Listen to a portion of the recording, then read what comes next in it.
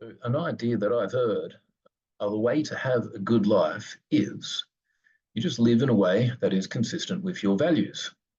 Kind of simple, very cheesy, but also pretty hard to argue with. The only thing you have to do once you've kind of believed this is find out what your values are. And this is the easiest little activity I know of doing that. What you basically do is you pick a person who you most admire, which can be anyone, living or dead, fictional or non-fictional. It doesn't even have to be the person you most admire, but just as long as it's someone who you admire somewhat. In this instance, I have gone with Professor Snape from the Harry Potter universe. And once you've picked your person, you then have to just come up with 3 reasons why you picked them. Before I say this, I'm about to ruin the Harry Potter universe storyline. So if you don't want spoilers, stop listening to this video right now. So why have I picked Snape?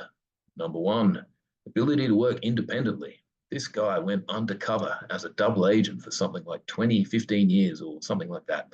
Pretty impressive stuff to be able to pull that off by himself, to work in isolation like that. Find that quite admirable. Number 2, doing the right thing, even when it's not popular. Everybody hated Snape, and he just had to stick with that in order to do the right thing, which I think is the cornerstone of moral behavior if ever there was one. And then number 3, making the most out of whatever situation you're in.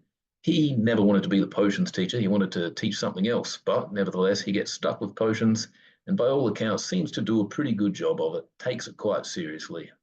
So I find those 3 things, not necessarily things that I'm good at, but things that I'd perhaps like to be good at. And according to this activity, if I can find a way to improve, will be consistent with my values and therefore enable me to have a happy life. So that's the activity. The cool thing about this is that it doesn't matter who you pick or what 3 reasons you pick them, but in the process of doing so, your values will emerge.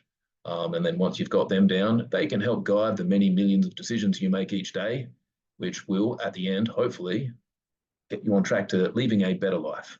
Thank you.